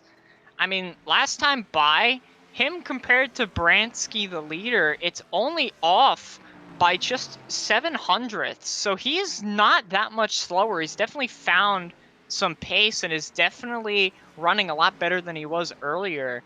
So possibly if we either see a caution that bunches the field up, or if we go long enough that Elliott can find some positions on the two guys in front of him, we could see this championship battle get a lot tighter for Bransky. Yeah, if we see a couple more cautions, then it can really get crazy. Because if I'm not wrong, I'm thinking most of these drivers have one set of tires remaining for the remainder of this race. So that should make things very interesting if a caution would come out now or in 10 or 15 laps. Do you take those tires now, or do you wait till the end of the race to see if there's a caution then? I would feel if a caution comes out from this point onwards, unless if we're within 5 laps to go and it comes out, I imagine everybody's going to pit. And even then, if it comes out with those few laps left, I still think everybody's going to come in because we've run such a long time on this set of tires already. There's simply too much to lose by staying out by this point. There's really, once everybody gets their tires, they're not going to be as old as they are right now. It's not going to be the same as trying to pass somebody on 40, 50 lap old tires because we simply don't have that many laps left. So it's just not enough time for guys to try and risk taking tires later in the race if a caution does come out now. Looking at Lewis Woodall, since we started mentioning him getting closer to Nicholson, he's kind of fallen back a little bit. Hasn't lost too much ground to Nicholson, but Nicholson's been faster than him the last 4 or 5 laps. Just been pulling away a couple of hundredths every single lap on Woodall. And Henderson's fallen off considerably. At least that last time by, he was around 3 or 4 tenths off both of these drivers' pace in the number 37 machine. We're going to check the times once again here. And Nicholson ran a little slower than Woodall that time, and Henderson's still a lot slower than these two drivers. So Henderson might be hitting that wall as we speak. Yeah, I noticed the previous lap that he actually struggled a little bit coming off turn 2. Might have made a slight mistake, could have hurt those tires some. I mean, you're getting into the corners so quickly around here, and you're turning for such a long time that there really isn't enough time to let the tires cool down. So once you make a mistake, it just compounds. As watching that last lap, he picked the pace back up again, so he must have had enough time to get those tires relaxed again. It's now going back at it. And I'm noting here that Bransky is beginning to lap race car drivers. He has lapped Matt Daniels. He has lapped Zach Henry. Zach Henry's been one of the faster drivers most of the day. Put him a lap down. He's very close to putting Christopher Heller a lap down. And he's very close to putting Hunter Madalinas a lap down. Hunter Madalinas has led a good amount of this race in the number 95 machine. 23 just has so much speed right now. And the struggle for these drivers is they really didn't have an option to come into the pit lane there. Yes, they could have, but they put themselves at such risk if a caution were to come out later in this race. But sadly, it's just not come out quick enough for these guys. They're likely to go a lap down within the next 10 to 15 laps. If the pace keeps going as it is, they need this caution fast. As in front of them, Madalinas makes a mistake, and now they're side by side in front of the leader. Side by side, right in front of the race leader, Jacob Bransky. Madalinas all the way on the high side. Does he give him a little bit of a fight to try to stay on the lead lap? He tries to, but gets loose coming down the back stretch. He's just on such older tires than Bransky. Now he's right on his bumper. Oh, driving around in front of him. Caution is out. And the 15 around for around the 3rd time here today. Second caution for the 15 being around. I don't know if it was once again a self-spin or if he might have gotten some help. But that caution came out right before Heller went a lap down and right after Madalinas went a lap down. So Madalinas will get the lucky dog. That means Zachary Henry will miss out. And Bransky's immediately on pit road here. I don't know if the pit road was open there. I'm not sure. He immediately jumped on pit road. That was very early. Well, that definitely changes things. Because now the drivers that he was just about to put a lap down are now back on the lead lap and are going to have new equal tires. So now the battle's just become even once again. The only advantage is that Jacob Bransky has the track position. Wow, this changes everything, and it brings a lot of these drivers back into the race, like Hunter Madalinas, like Christopher Heller. Nathan Nicholson, all of these drivers are back in the thick of things. Bransky had this race pretty much in the bag at that point if we kept it green, but now it's once again anybody's race. I think we have 7 drivers on the lead lap right now, so this is going to be an intense battle for this victory as we have a little under 50 laps to go here at Martinsville Speedway. All right, it looks as though Jacob Bransky will be leading the field. It looks like Lewis Woodall ended up just behind him, so he got around Nicholson during this pit cycle. Nicholson must have pit late or something, and he's now lost a bunch of track positions. Now that moves Elliott up to the 3rd spot. Elliott's up here in the 3rd spot. Henderson once again picking up spots. Henderson just needs to do that. He's shown a lot of speed on the shorter runs. So if Henderson can maybe get up there and try to take the lead, I wouldn't put it past him on maybe for him to hold off Bransky and company if he's able to at least take the lead and put his car out front. I mean, Bransky is in the best position currently, as while drivers Lewis Woodall and Elliott Henderson have been quick on the short run, they've just not been as quick as Bransky. So right now, the quickest driver that is on the lead lap is Madalinas, but I believe he took the lucky dog, so he'll start at the end of the longest line, and is going to have to start way in the back, and then the next best would be Heller. From how the race has gone earlier in the race, he's going to start in the 4th spot, but he's going to be at the disadvantage of being on the outside. So right now, Bransky's in a golden key spot if something doesn't happen to him contact-wise. Bransky's going to lead on this restart. Lewis Woodall is up here in the 2nd spot now on his high side. Right behind Bransky will be the 37 of Henderson, and right behind Woodall will be the number 11 of Christopher Heller. How will this restart go? Who will get the job done? Here goes Bransky, a great restart from him. Henderson right in behind him. Woodall was not at all ready for that one, but he sends it into 1 and 2 very hard, trying to keep that 2nd spot. But Henderson's going to clear him off the corner. It looks like Henderson's going to move up in front of Woodall, and Woodall crosses over to the inside. Does he make the move going into 3 and 4? He does. He's right there at the door. You have to keep in mind these two got into it into 3 and 4 earlier. Does Woodall remember that? What does he do here? I don't see any reason for Woodall to make a move like that. I believe he is a pretty clean driver, but this is exactly what Bransky wants to see in his mirror. These two drivers going at it right behind him. Finally, Lewis Woodall is going to find his way into the 2nd position clear, as now Elliott Henderson will fight off Heller and allow himself to slot into the 3rd spot, but that was perfect for Bransky to gap these guys and pull out far away from them. Both Woodall and Bransky ran their fastest lap of the race that last time by, so you know these two drivers are putting it on.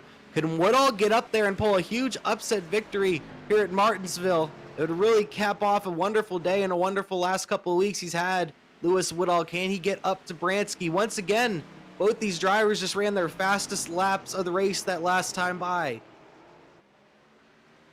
These drivers are definitely going at it now, as really there's nothing else left to lose. You might as well run your laps now because you no longer have any more sets of tires.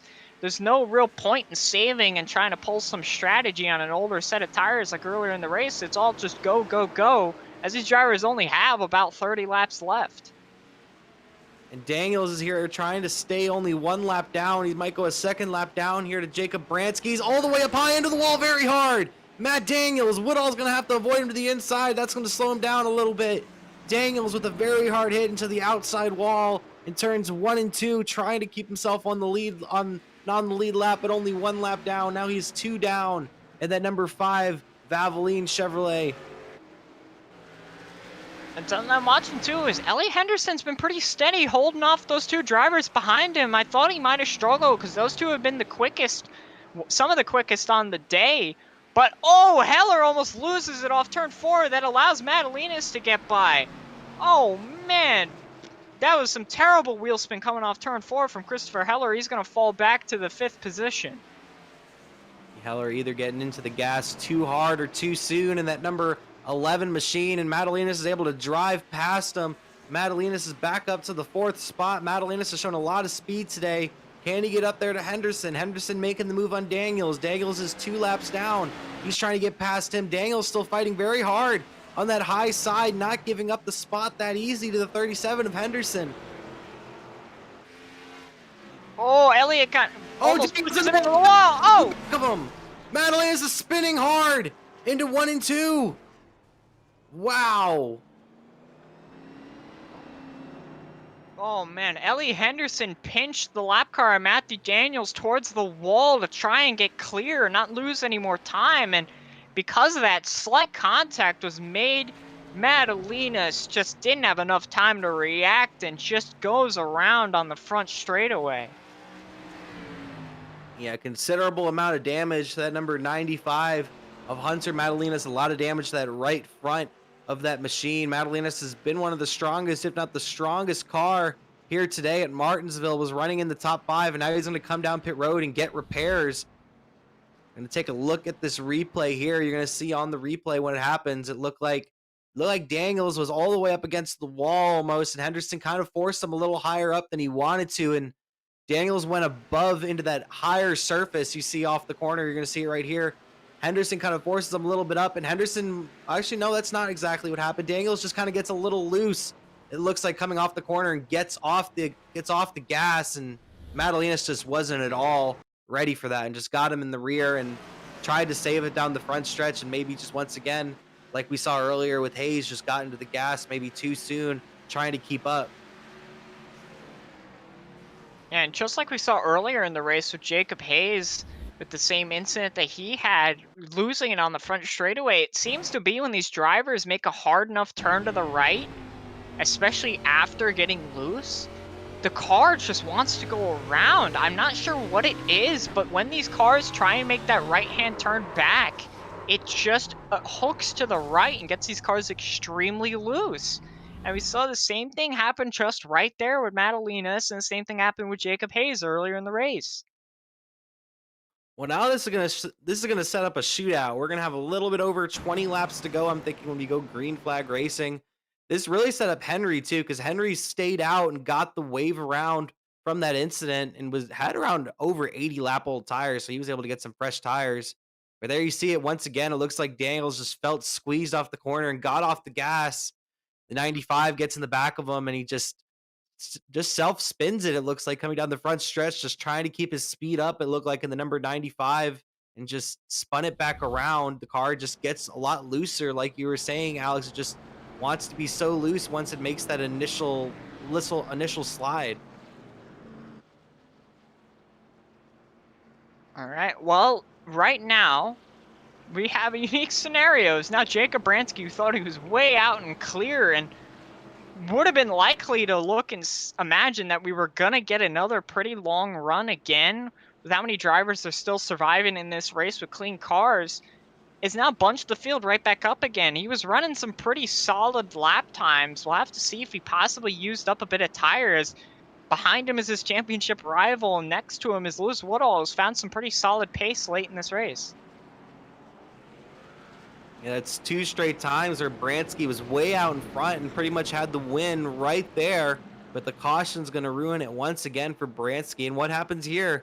Henderson's right behind him. Henderson hasn't quite had as much speed as Bransky. Does he maybe give him a little bumper, just fight him extra hard on this restart? What does Woodall do? Woodall's looking for a victory. That would be amazing for him. How hard does he fight? As the green flag comes out once again, Bransky once again with a fantastic restart. Woodall sends it into 1 and 2, looking to hang on to that second spot, and he will. Can Woodall get up there to Bransky and put the fight to him? Bransky with a fantastic jump on the field is going to gap the field as they battle for 4th position. Zachary Henry's coming back into this race. He's going to jump Christopher Heller for the spot going down into turn 1. Still side by side, but I imagine Henry's going to get it right here off turn 2. Have to keep in mind, Henry did stay out to get that wave around, so when that caution just came out right now, he was able to get fresh tires. He had the extra set that no one else had. So he has 15 laps fresher tires than the rest of the field. So he's running considerably faster lap times right now, Alex, as he's making the move to the inside of Henderson. He's going to try to get up there and maybe steal a win here late. I was unsure if anybody could find enough pace on tire, but it seems to be this was the perfect amount of time to have a caution come out for the guys on tires to be able to take them. Luckily enough, he's managed to be a lap down to put him on this strategy, and it's working out perfectly for him. Sometimes things just work out, Alex. And it looks like it might possibly work out for Henry, at least putting himself in a good position here late if we possibly get a caution. Number 39 of Zachary Henry is right there on Lewis Woodall now. He's putting the pressure on Woodall. He knows he needs to get past him quick. He has less than 20 laps to get to Bransky and make the pass. And he doesn't have that much fresher tires, and we know how much speed Bransky's had all day. Here comes Henry to the inside of Woodall. He sends it into 3 and 4. Woodall tried to squeeze him going into the corner, but that's just not going to work. Henry has so much speed right now, and he might clear him coming down the front straightaway.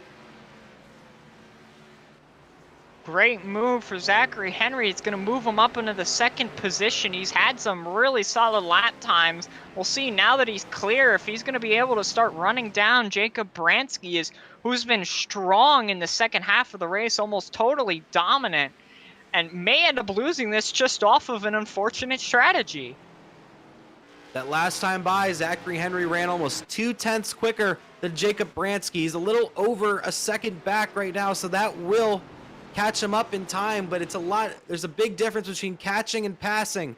He's a little over a second pass behind Jacob Bransky. What does Bransky do if Henry gets there? Does he throw the block, or does he give him a little bit of space? What does Henry do? Does he take his time, or does he bump him out of the way?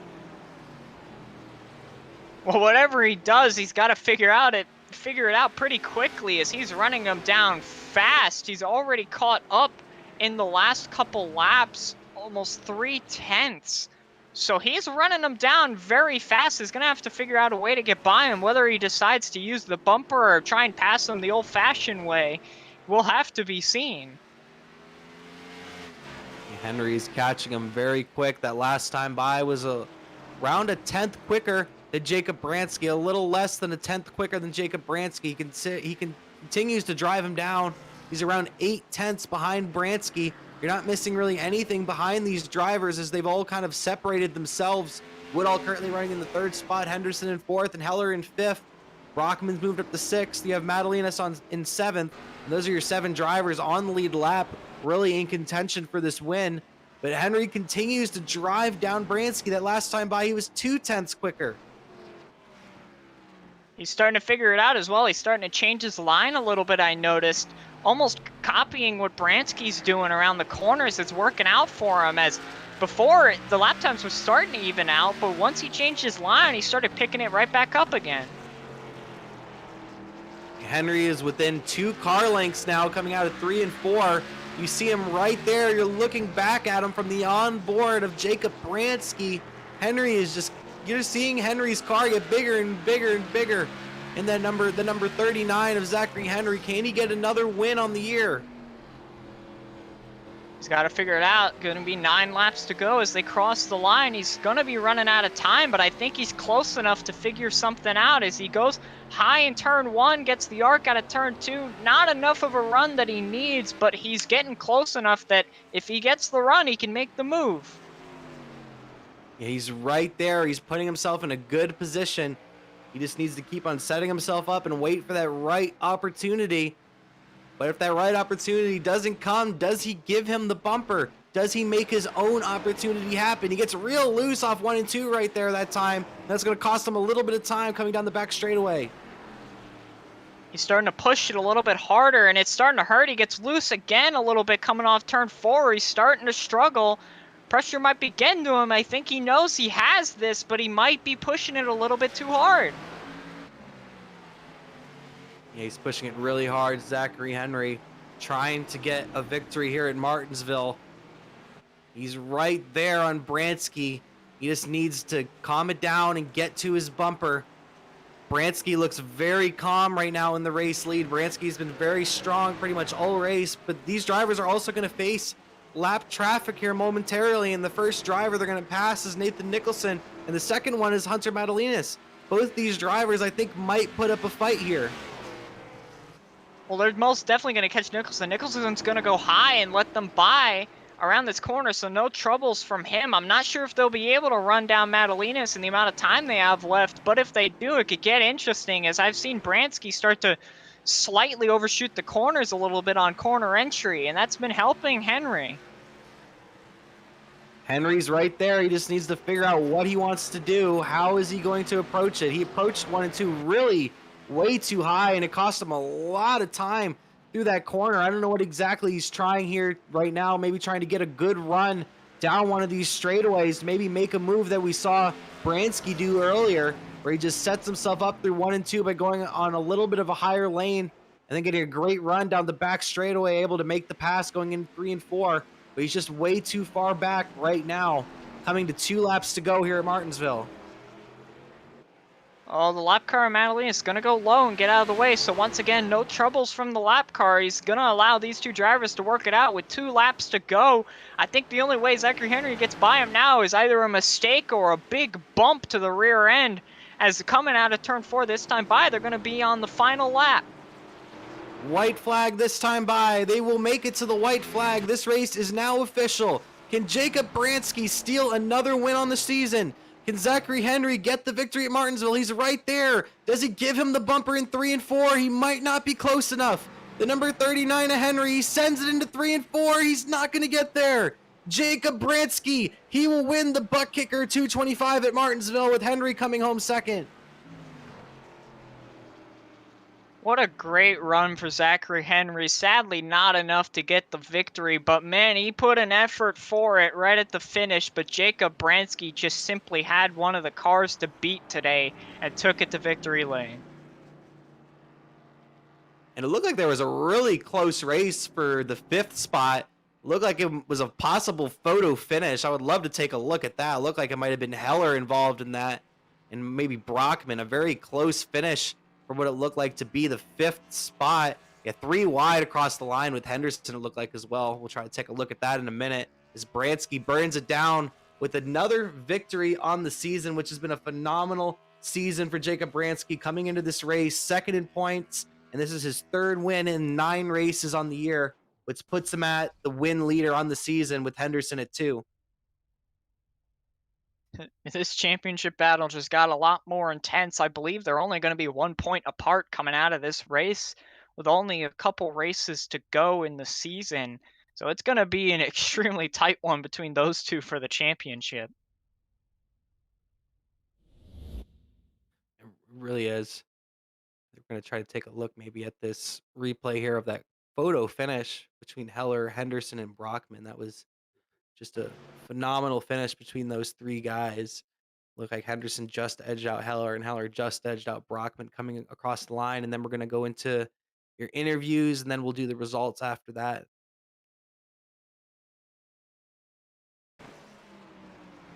Here we are going to take a look at this finish right here. You see Henderson coming off the corner. It looks like he once again just gets so loose off the corner, and just they all avoid Henderson and coming across the line. Henderson beat Heller by only 4 thousandths of a second. Very close race between those two.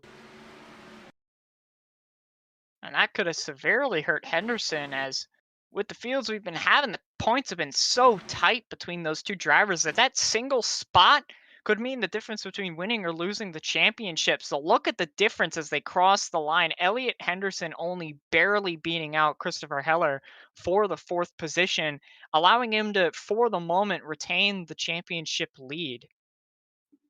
You have to keep in mind that Bransky might have led the most laps here tonight, so that the points lead could possibly very well be tied because of that, because of what just happened. But I think we're going to send it over to some interviews. I think you're down there with our 3rd place guy, Alex. Well, hello there, Lewis Woodall. Welcome to the booth. You had a great run today, had a couple of incidents, but you managed to keep yourself at least relatively clean for a Martinsville race and came away with a 3rd place finish. So tell us how your day went. It went great.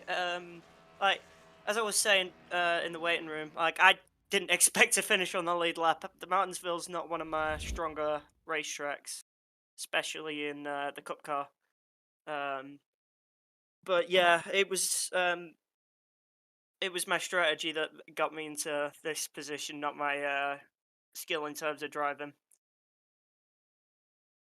Yeah, I have a question about that strategy because that definitely put you in the position to finish where you finished, but there were very few drivers who took that strategy. Were you following another driver like Bransky or Nicholson, or was that entirely of your own decision?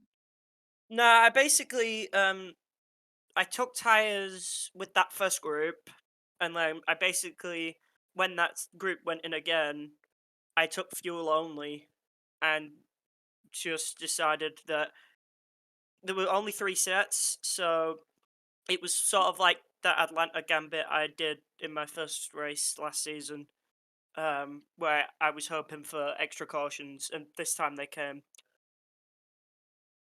All right, well, early in the middle of the race, you had a really long run, and you retained a pretty solid position there in the third spot, just behind Nicholson at the time.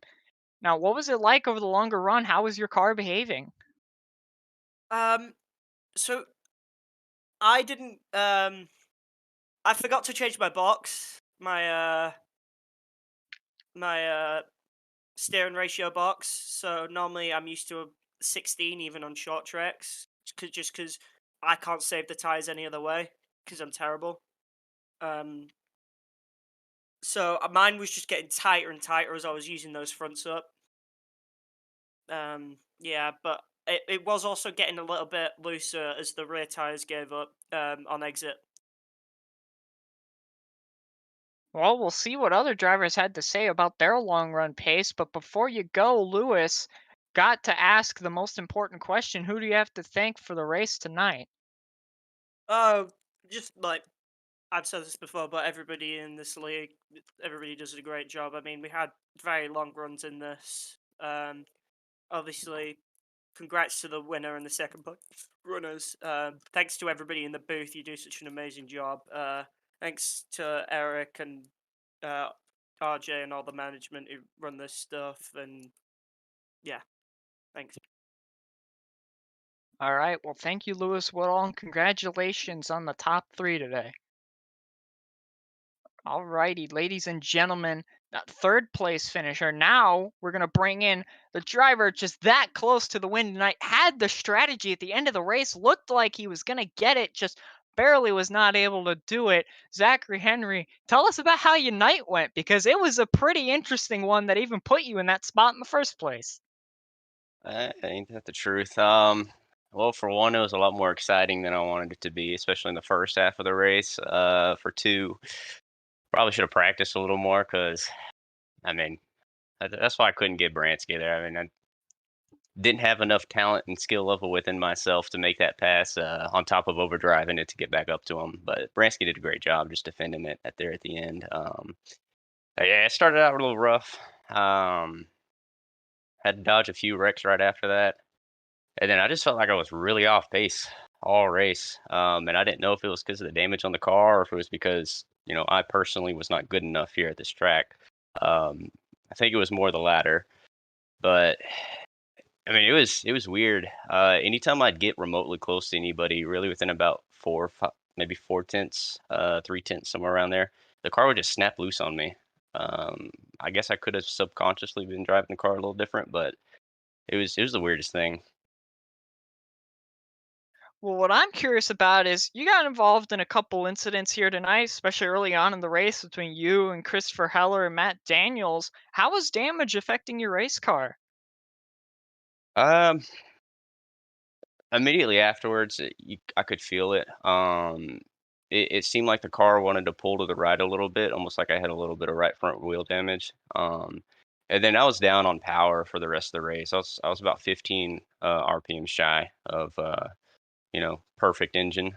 But once I got it all repaired, a couple cautions later, it was good to go from there. Damage wise, it was more or less just what I could do behind the wheel. All right, well, before we let you go here, Zachary Henry, do you have somebody or people that you need to thank for second place tonight? I'm gonna start out by congratulating Bransky once again. for just not screwing up. I wasn't about to move him for the win. I don't really race like that, and he did a really good job of running the perfect line to hold me up just enough. But I also want to thank you guys for doing the broadcast. I look forward to rewatching the race. I'm sure it was pretty exciting there for probably the entire thing, with a little bit of drama going on midway through the race. Undercurrents are riding on the hood again. They've been releasing a lot of new stuff lately, so go check those guys out. And then lastly, my wife for once again taking over baby watch while while I'm able to run these races. All right, well, thank you, Zachary Henry, for coming in to talk to us. Congratulations on a second place finish. I'm sure you would have liked it to be a win, though, but either way, congrats. Thank Alrighty, ladies and gentlemen, that was second place, but we got to get to the driver who might be the most excited today. Starting to close up that championship lead, may possibly be tied because of bonus points for that lead tonight. Our winner, Jacob Bransky. Jacob Bransky, tell us how your night went, because it was definitely not an easy one. Yeah, that was a good race overall. My whole strategy was to just try and save tires earlier on to have tires in the end, and ended up working out. Yeah, that was the one thing that definitely made the biggest difference for the race tonight. I mean, what was your thought process in making that strategy call when you did? Were you just gambling on the cautions, or was there any rational thought to it? Yeah, usually my strategy is to because I know we only had 3 sets, so I was planning on hopefully saving a set for a late caution in the end. So me and Elliot didn't take tires that first really long run we had, and a lot of other people did, and we didn't think it was going to work out. And then we got that caution around lap 150, and then we had we were able to get tires and still have an extra set on them. Well, before we get to the finish, though, I do want to talk a little bit about earlier on in the race. I mean, there was some really tight racing there at the beginning between you, Madalinas, Jacob Hayes for a short portion of time, Nicholson. All of you guys are racing so extremely close. How do you manage such tight gaps between the cars without hitting each other? Oh yeah, earlier on we were definitely racing hard, and I was just trying to not, race too hard and mess up because I know how important it is to finish the race, especially being so close to being in the championship battle. So I was like just pushing, but still trying to save my tires and maintain a clean race car. All right. Well, thank you for that. Now we got to ask you about the finish of that race. You had Zachary Henry, brand new tires, 15 laps newer than yours, right behind you, running you down. I mean, what's running through your head at that time? And how do you keep the car under you to be able to stay in front of him? Yeah, my whole time I was just really up on my wheel, trying not to make any mistakes. Make sure to hit all your marks and just pray that he doesn't get to you. If he did get to me, I was hoping that he wouldn't run me over. I was gonna just try and take a more defensive line and just make him work for it. And yeah. All righty. Well, we got one more question for you. Who do you have to thank for the win tonight? Because I'm sure you saw that one coming. Oh yeah, just thanks to my teammates and to Elliot and for putting me on Split Second Esports. Great team, fun racing with those guys, and just thanks to all the league owners and you guys for putting on a show for us tonight. Alrighty, thank you, Jacob Bransky, for coming in, and congratulations on the win tonight, because that championship battle is getting hot. Yeah, thank you. Alrighty, ladies and gentlemen, thank you all for coming into the broadcast tonight, but I'm sure we've got a little bit more to talk about, right, Kyle? Yeah, it's gonna finish up some things. Gonna go through some results here real quick. Had 15 drivers compete in this race. Of course, Jacob Bransky able to get the job done with the victory in the number 23 machine. Zachary Henry coming home second in the 39. Oh, so close to that win. Another great run from our third place driver, Lewis Woodall. Fourth place from Henderson. A great job from Henderson. Just races like this wins championships. Struggling all day, but yet came home with the fourth place finish. Heller gets fifth. Brockman sixth. Madalinas comes home seventh. You got Daniels there in eighth. You have Nicholson there. You have the 15 of Kyle Nogle, who had his issues today, coming home 10th. And then on to our final five drivers. They're all finished many laps down. You have Jacob Manning and Jacob Hayes, who both had a lot of speed. Robert Kenny was involved in some incidents earlier. Hunter Brittle, you saw his early troubles. And then Matt Rodriguez wrecking out real early, coming home 15th. But after today, most likely these points are tied, or at least very, very, very close between Bransky and Henderson. Next week, we go to Road America, and then the week after that, it's Atlanta. I'm definitely looking forward to Road America. Are you looking forward to next week, Alex, Road America? Road America's going to do one of two things for these guys. It's either going to seal up the championship right there and then, because stock cars at a road course is really scary and it's very easy to make a mistake, or it's going to get extremely hot between those two drivers battling for positions. You're very right there, Alex. And we're going to continue Martinsville week by going to Martinsville for the elimination race of the Great Lakes Truck Series. Only 2 races left in the Truck Series season. We have Martinsville this week, and we trim the field down from the round of 8 to the championship 4, as the week after we go to Atlanta Motor Speedway for the championship. And then as I mentioned, next Thursday for the Cup Series, we visit Road America, as it's the second to last race of the season. It's pretty much Bransky versus Henderson for that championship. Who will get it done next week at Road America and set themselves up for that championship race at Atlanta? I would like to thank all of you for tuning in to the Flatout Racing Network for our coverage of the race here at Martinsville. Once again, congratulations to Jacob Bransky, and good night, y'all, and we'll see you either Tuesday or Thursday for Great Lakes Series action. This broadcast is the copyrighted work of Flatout Racing Network and may not be rebroadcast, retranslated, or used in any form without the express written consent of Flatout Racing Network and iRacing.com Motorsports Simulations. Flatout Racing Network would like to thank you for your support